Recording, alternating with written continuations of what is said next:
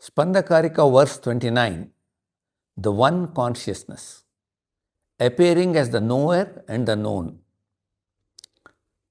Tasma chadartha chintasu na sa avasthana ya Shiva bhoktaiva bhogyabhavena sada sarvatra samstitaha. Let us listen carefully. This verse takes us to a very heart of non-dual recognition. Until now we have explored mantra, awareness and the recognition of our true nature. Now the Karika asks us to examine every experience itself. The verse begins with a remarkable declaration. There is no state in thought, word or meaning where Shiva is absent. Reflect upon that for a moment. Whenever we think, whenever we speak, whenever we understand, consciousness is already present. Without consciousness, no thought could arise, no word could be spoken, no meaning could ever be understood. Ordinarily, we become absorbed in the words. We debate ideas, we analyze meanings, we gather information. Yet we rarely notice the silent awareness that makes every one of these possible. It is like becoming fascinated by the pictures on the screen while forgetting the screen itself. The screen never competes with the pictures. It quietly supports them all.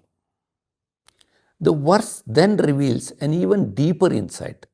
Bhokta eva bhogya bhavena. The experiencer himself appears as the experienced. This is one of the most profound statements in Kashmir Shaivism. We usually divide life into two. I am here, the word is there. I am the observer, that is the observed. The sages invite us to question this division. Consider a dream. Within the dream, there is a dreamer, there are people, mountains, rivers, conversations. Everything appears separate. Yet upon waking, we discover that this dreamer and the dream world arose from one consciousness. Nothing was outside it. The awakened sage begins to see waking life in a similar way. Not that the world is unreal, but that both knower and the known are expressions of the same consciousness.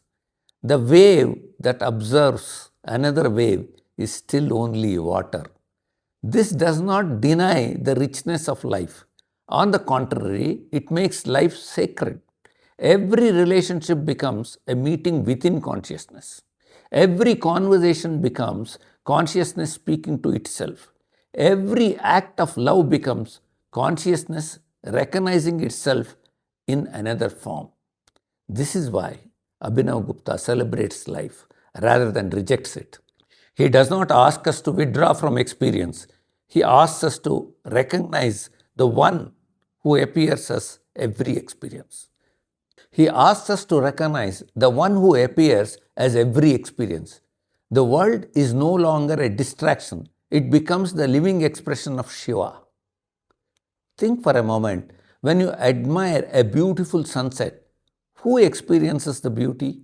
When music touches your heart, who hears? When compassion arises, who feels? The forms differ. The awareness that knows them never changes. The experiencer and the experienced are two moments of one reality. Like the ocean and its waves, like gold and its ornaments, like light appearing as countless colors through a prism. The diversity is real as expression. The unity is real as essence. The recognition transforms the way we live. We no longer relate others merely as separate individuals. We begin to recognize them, same light shining through every face. Compassion ceases to be an ideal. It becomes a natural response. Respect is no longer discipline. It becomes spontaneous. Love is no longer an effort. It becomes recognition. The invitation of this verse is beautifully simple. As you move through your day, listen to words, understand their meaning, think deeply, enjoy the richness of life, but do not forget the silent presence in which every word, every thought, every experience, and every relationship arises. Recognize the one who appears as both the knower and the known. Then every moment becomes an opportunity of pratyabhigna, the recognition of Shiva in all. Om.